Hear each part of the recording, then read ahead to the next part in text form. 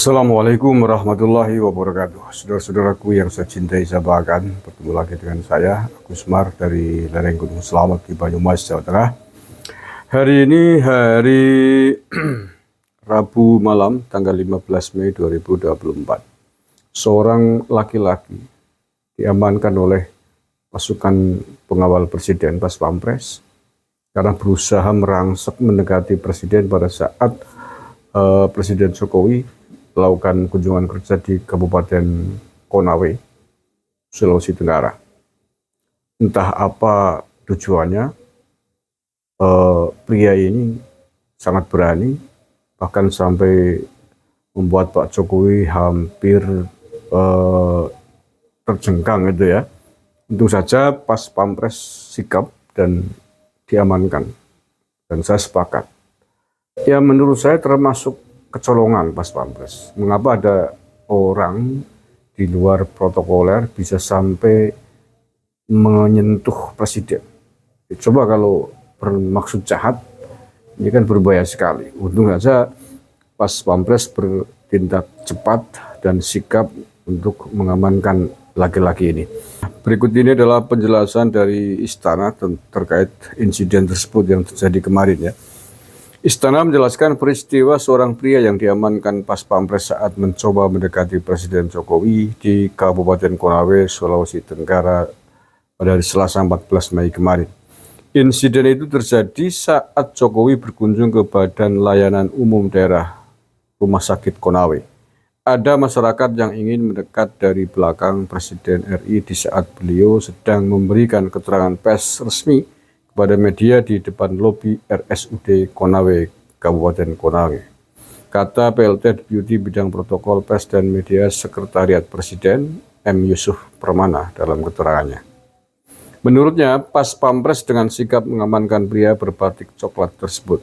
Aksi itu agar Jokowi tak terganggu saat memberikan keterangan pers. Tentu Pas Pampres dengan cepat mencegah orang tersebut dengan tujuan agar tidak mengganggu Bapak Presiden yang sedang memberikan keterangan pers, kata Yusuf. Tim pengaman, kata Yusuf, telah menanyakan secara baik-baik tujuan pria itu menghampiri Jokowi. Nah, ternyata pria itu adalah ingin menyampaikan aspirasi terkait permasalahannya sebagai pegawai negeri sipil di Konawe. Ternyata yang bersangkutan ingin menyampaikan masalah kepegawaiannya sebagai PNS di Kabupaten Konawe, kata Yusuf. Kabarnya ini PNS ini dipecat karena satu persoalannya.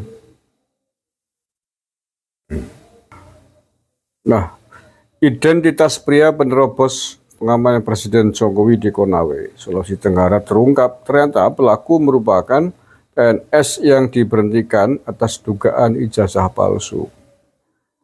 Kepala Badan Kepegawaian dan Pengembangan Sumber Daya Manusia Konawe menyebut bahwa pria penerobos pengamanan Presiden Jokowi di RSUD itu adalah seorang PNS bernama Mahyudin. Ia merupakan ASN di tahun 2010 dan menjabat sebagai Sekretaris Desa Abuliti, Kecamatan Lambuya. Namun, Mahyudin diberhentikan menjadi PNS setelah ada laporan warga terkait dugaan pemalsuan ijazah dan dokumen kepegawaian. Sesaat sebelum Jokowi menyampaikan keterangan di RSUD Konawe, tiba-tiba ada seorang warga menyampaikan Presiden. Ya, tadi sudah dijelaskan ya. Jadi rupanya Mahyudin ini menerobos Pas Pampres, nekat mendekati Presiden. Dari kata-kata yang diucapkan itu ingin meminta gaji, gitu. Meminta gajinya 6 tahun diberikan. Ya tentu saja salah alamat lah ya Pak Mahyudin.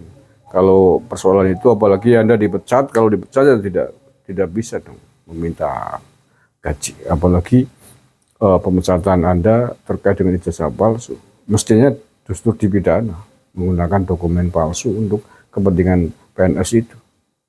Tidak tahu ini apakah dikasuskan pidana atau tidak. Seandainya tidak, itu sudah beruntung. Mestinya ijazah palsu itu bisa dipidanakan, apalagi untuk kepentingan terkait PNS. Oke, terima kasih. Mudah-mudahan ke depan tidak terjadi lagi. Pas Pampres harus lebih sikap lagi melindungi Presiden. Jangan sampai tersentuh oleh orang-orang yang tidak direncanakan. Keselamatan presiden adalah keselamatan bangsa dan negara. Tidak mudah untuk mengganti sosok presiden.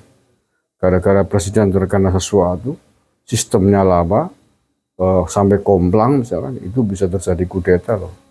Bukan main-main, bisa terjadi persoalan yang sangat serius di negeri ini, baik di dalam negeri maupun di luar negeri. Walaupun aturannya memang wakil presiden, tapi bahwa kebijakannya kemudian menyangkut hal-hal yang sangat besar, baik terkait kebijakan dalam negeri maupun luar negeri. Kalau kemudian ada pihak-pihak yang mencoba mengkacaukan kondisi negara karena tidak ada presiden, bangsa dan negara taruhannya, maka bahwa keamanan presiden begitu sangat ketat oleh Pas Pampres ya, karena itu kepentingannya tidak sesederhana itu, sangat serius, berdampak sangat serius bagi stabilitas nasional, bagi stabilitas bangsa dan negara, menyangkut keselamatan bangsa dan negara. Banyak negara yang kemudian terjadi kudeta gara-gara komplang, gara-gara kosong kepemimpinan. Kita harus ingat bahwa banyak sekali pihak-pihak yang mengincar posisi presiden di Indonesia.